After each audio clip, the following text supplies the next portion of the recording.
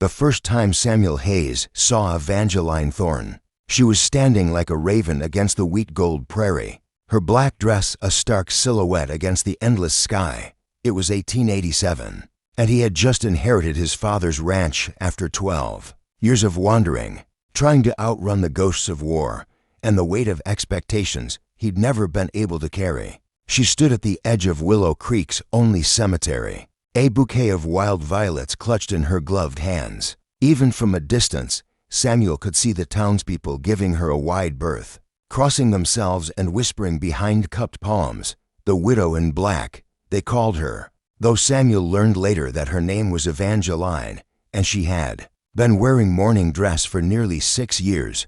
Her husband, Thomas Thorne, had died under circumstances that fed the town's appetite for gossip and superstition. Some said he'd fallen from his horse in a freak accident. Others whispered darker things, that Evangeline had driven him mad with her cold beauty, that she was cursed, that any man who dared court her would meet the same grisly fate. The stories grew more elaborate with each telling, until even the preacher crossed himself when she walked into Sunday service. Samuel had heard the whispers during his first week back in Willow Creek. "That woman's got the devil's own beauty," old Mrs. Henderson had muttered at the general store. "Draws men like moths to flame, then burns 'em up just the same." But when Samuel finally saw her up close, really saw her, all he could think was that she looked desperately, achingly lonely. That had happened on a Tuesday in late September. Samuel had ridden into town for supplies when he spotted her outside the apothecary, struggling with a heavy crate of what looked like medical supplies. Her face was pale beneath the black lace of her mourning veil, and her hands shook slightly as she tried to lift the wooden box.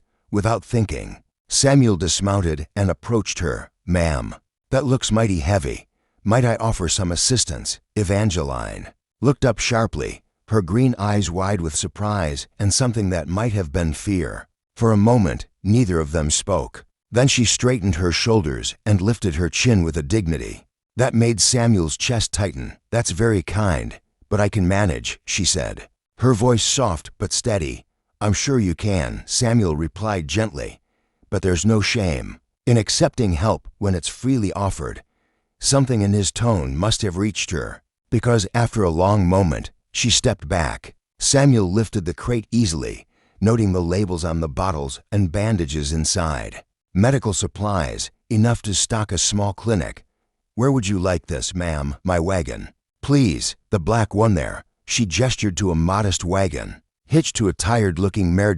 As Samuel loaded the crate, he became aware of the stares from the townspeople. Men had stopped their conversations to watch, and women were gathering in small clusters, their voices rising in urgent whispers. The weight of their attention seemed to press down on Evangeline like a physical force. Her shoulders hunched slightly as she pulled her shawl tighter around herself. "Thank you," she murmured when he was finished, already turning toward the wagon seat.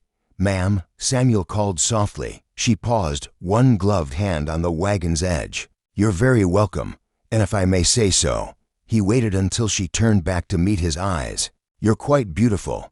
The words seemed to hang in the autumn air like morning mist.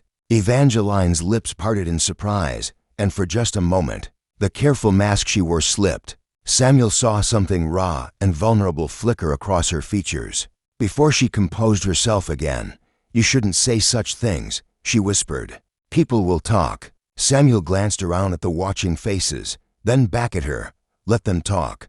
Doesn't make it any less true." That night, Samuel couldn't stop thinking about the look in her eyes. Not just the surprise, but the desperate hunger underneath it. As if she'd been starving, and he'd offered her the first real sustenance she'd tasted in years. The next Sunday, he made a point of sitting in the pew directly behind where she sat alone, ignoring the shocked looks and scandalized whispers that rippled through the congregation. When she dropped her hymnal, he retrieved it without a word, their fingers brushing. Briefly as he handed it back, "Thank you," she breathed, and Samuel thought he heard something like gratitude for more than just the hymnal.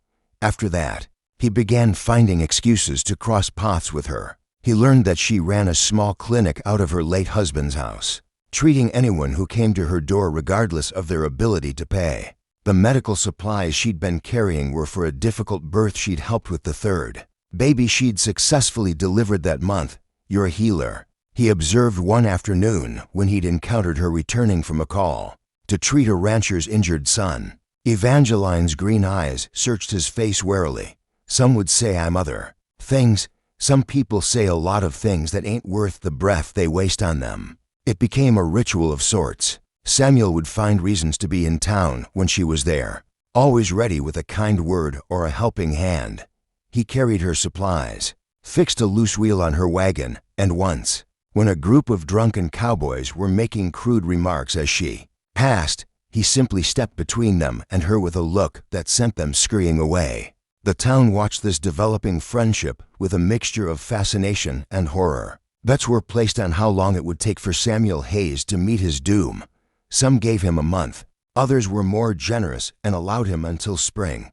"You're playing with fire, son," warned Judge Morrison after Samuel had been seen walking Evangeline to her wagon after a particularly difficult delivery. "That woman's got a curse on her, sure as sunrise." Samuel had just smiled and tipped his hat. "Well, Judge, I've always been partial to a little warmth." Winter came early that year, bringing with it a harsh blizzard that trapped most of the town indoors for 3 days. When the storm finally broke, Samuel was among the first to venture out, checking on neighbors and making sure everyone had made it through safely. He found Evangeline's house dark and silent, no smoke rising from the chimney. His heart clenched with fear as he forced his way through the snow-blocked gate and pounded on her door. When she finally answered, she was shivering violently, her face pale with cold and exhaustion. Her fireplace had gone out sometime during the storm, and she'd spent the last day and a half huddled under every blanket she owned, too proud to ask for help even as the cold threatened to claim her. "Fool woman," Samuel muttered, but his voice was gentle as he swept her up in his arms and carried her to his own home, where a warm fire crackled in the hearth and thick quilts covered his bed. He spent the next week nursing her back to health, bringing her soup and tea, keeping the fire burning, and sitting by her bedside when fever made her delirious. During her sickness, the careful walls she'd built around herself finally crumbled. "I'm not cursed," she whispered one night when the fever broke and she found him dozing in the chair beside her bed. "I'm just broken. Thomas didn't die because of me, but I couldn't save him either. I'm a healer who couldn't heal the one person who mattered most." Samuel took her hand in both of his, feeling how fragile her fingers were. "You're not broken, Evangeline. You're just hurt. There's a difference. People are afraid of me. People are afraid of what they don't understand.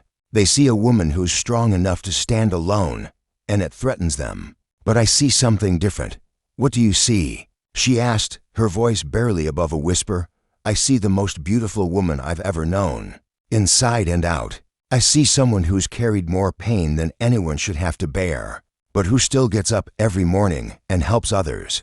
I see courage and kindness and a heart that's too big for its own good." Tears slipped down Evangeline's cheeks, the first tears he'd ever seen her shed. "You're the only person who's ever seen me that way. Then they're all fools, and I'm the luckiest man alive." When spring arrived, Samuel Hayes asked Evangeline Thorne to marry him. He proposed in her garden, surrounded by the wildflowers she'd planted in defiance of the town's expectations, while the prairie wind carried the scent of new beginnings. "Are you sure?" she asked, even as her eyes shone with hope. People will say what they always say," Samuel interrupted, dropping to one knee among the blooming violets. "But I'm only asking one person, and she's the only one whose answer matters." The wedding was small, just Judge Morrison, who had finally come around after seeing how Samuel thrived in Evangeline's presence, the doctor who'd worked alongside her during a difficult winter, and a handful of people brave enough to ignore the town's superstitions.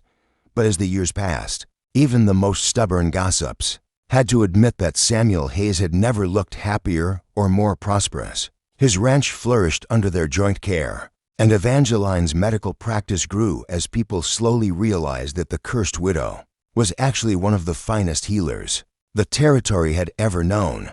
On their 5th wedding anniversary, as they sat on their porch watching the sunset paint the prairie gold and crimson, Evangeline turned to her husband with a smile that had taken years to fully bloom. "Do you ever regret it?" she asked, choosing the town pariah. Samuel pulled her closer, breathing in the scent of her hair and the wildflowers she still kept in vases there.